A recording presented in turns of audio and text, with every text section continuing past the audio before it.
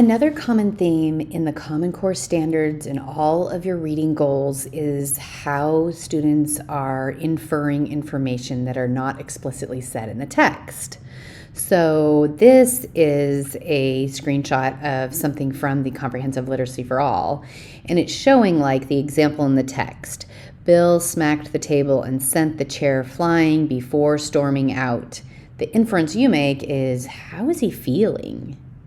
So you go to the feeling page on the device and they pick with a feeling. So it helps because you can tell what kind of visual they're able to make in their head if there's not a picture attached to the text. And you are having the student read and then you're telling me, what is he feeling?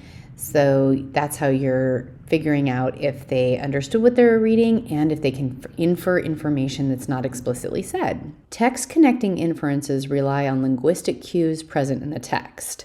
So if you're saying, they say that it is dark and only the light of the moon can be seen, let's go to time and see if you can tell me what time of day do you think this is, because that's where you're going to find day or night.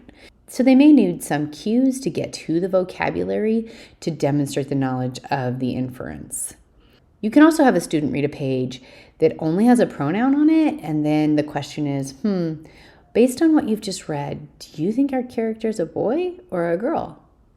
Because if they've said she and her, then you go to people and they pick a boy or a girl. That's demonstrating knowledge of understanding pronouns and inferring that that pronoun means that it is a particular gender. If the text says it was thunder and lightning, then you might need to go to groups and show them there's weather here. They talked about thunder and lightning. What else do you know? And then maybe they would find the word storm.